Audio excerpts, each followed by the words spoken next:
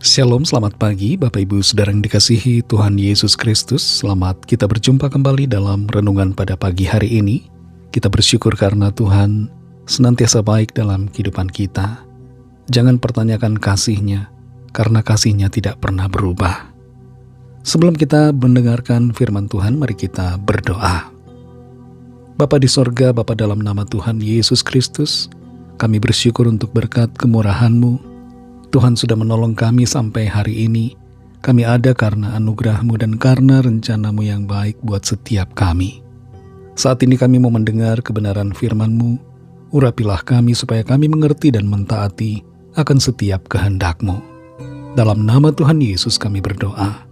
Haleluya. Amin.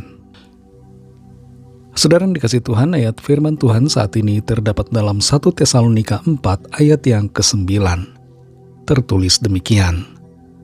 Tentang kasih persaudaraan tidak perlu dituliskan kepadamu, karena kamu sendiri telah belajar kasih mengasihi dari Allah. Saudara yang dikasihi Tuhan, semua harta habis, hanya baju di badan yang dibawa. Begitulah yang terjadi pada papa dan mama mertua saya, yang rukonya dijarah dan dibakar dalam peristiwa kerusuhan 1998. Yang kemudian terjadi adalah diperhadapkan pada pilihan sikap yang hanya ada dua: dendam kepada semua orang yang telah berbuat jahat atau mengampuni mereka. Mertua saya memilih untuk mengampuni.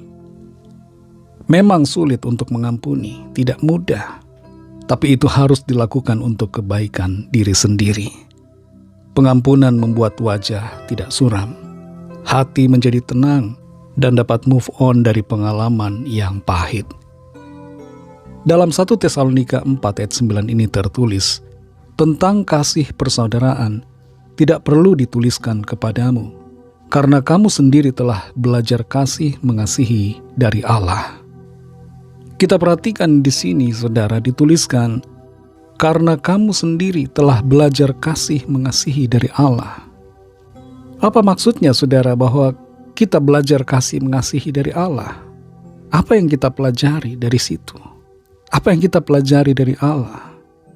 Pertama, saudara, bahwa Allah mengasihi kita dan bahkan mau berkorban bagi kita meskipun kita telah berdosa.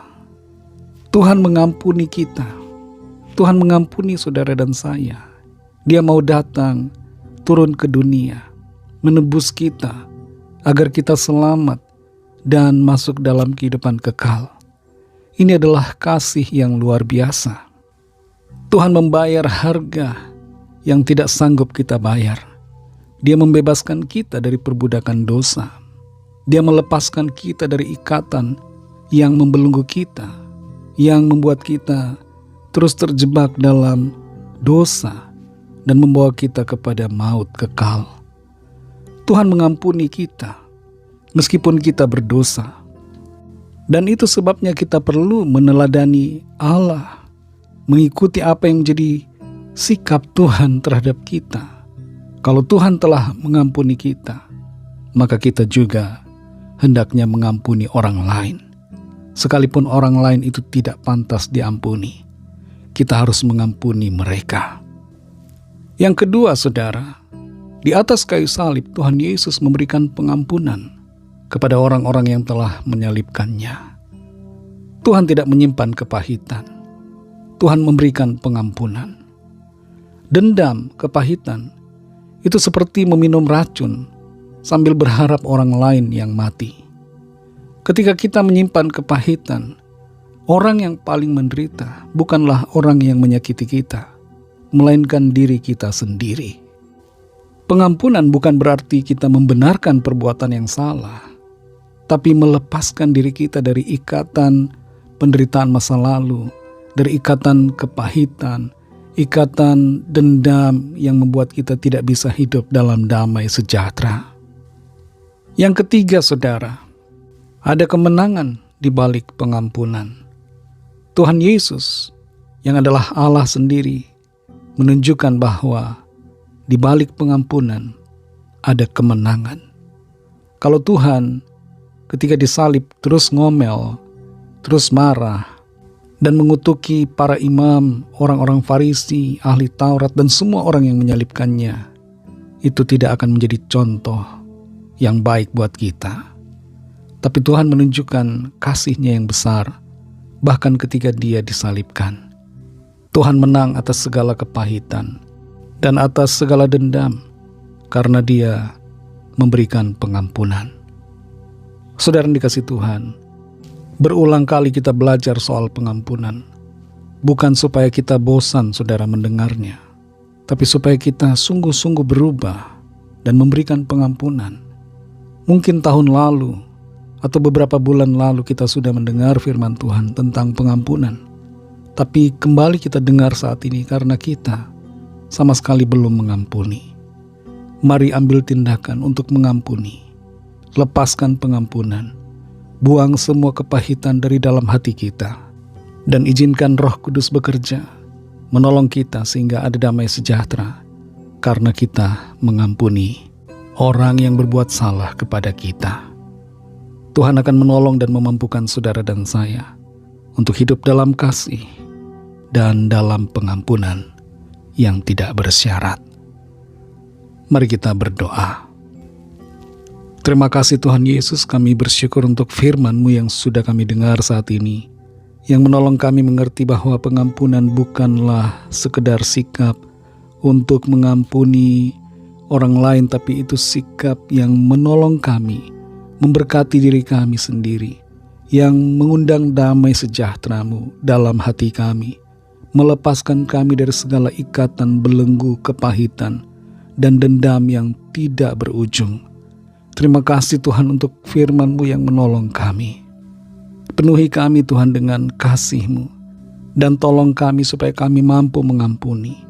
Mulai dari orang-orang di dalam keluarga kami sendiri, kami dapat mengampuni pasangan hidup kami, orang tua kami, anak-anak kami, saudara-saudara kami, dan kami dapat mengampuni orang-orang lain yang ada di dalam kehidupan kami, yang telah berbuat salah, menyakiti, memfitnah, atau berbuat jahat kepada kami. Kami mau mengampuni mereka. Terima kasih Tuhan untuk sukacita, damai sejahtera yang Tuhan limpahkan dalam hati kami. Terima kasih untuk kekuatan kasih yang daripada-Mu. Berkati kami Tuhan di sepanjang hari ini, dalam segala tugas aktivitas kami. Pimpin dan sertai kami Tuhan, agar kami berkemenangan di dalam segala perkara. Lawat kami semua yang sakit dan dalam pergumulan. Nyatakan kuasa kesembuhan, pertolongan dan mujizat-Mu bagi setiap kami. Kami menyerahkan semua ke dalam tangan kasih-Mu. Dalam nama-Mu yang kudus, nama Tuhan Yesus Kristus, kami sudah berdoa dan mengucap syukur. Haleluya. Mari sama-sama kita berdoa, doa Bapa kami. Bapa kami yang di sorga, dikuduskanlah nama-Mu, datanglah kerajaan-Mu, jadilah kehendak-Mu di bumi seperti di sorga. Berikanlah kami pada hari ini makanan kami yang secukupnya, dan ampunilah kami akan kesalahan kami, seperti kami juga mengampuni orang yang bersalah kepada kami. Dan janganlah membawa kami ke dalam pencobaan, tetapi lepaskanlah kami daripada yang jahat, karena Engkaulah yang punya kerajaan, dan kuasa dan kemuliaan, sampai selama-lamanya. Amin. Terimalah berkat Tuhan. Tuhan memberkati engkau dan melindungi engkau. Tuhan menyinari engkau dengan wajah-Nya dan memberikan kasih karunia. Tuhan menghadapkan wajah-Nya kepadamu dan memberikan damai sejahtera. Berkat dan anugerah Allah Bapa, kasih karunia dari Tuhan Yesus Kristus, dalam persekutuan dengan Roh Kudus, menyertai saudara semua sekarang ini dan sampai Maranatha, Tuhan Yesus datang kembali, dan bahkan sampai selama-lamanya. Dalam berkat nama Tuhan Yesus Kristus, haleluya, amin. Puji Tuhan, saudara yang dikasihi Tuhan, saya percaya firman Tuhan menjadi berkat dan kekuatan buat saudara semua, dan Roh Kudus akan menolong saudara untuk lebih lagi memahami kebenaran firman Tuhan dan hidup selalu dalam kemenangan. Tuhan Yesus memberkati saudara semua. Sampai jumpa dalam renungan yang berikutnya. Haleluya.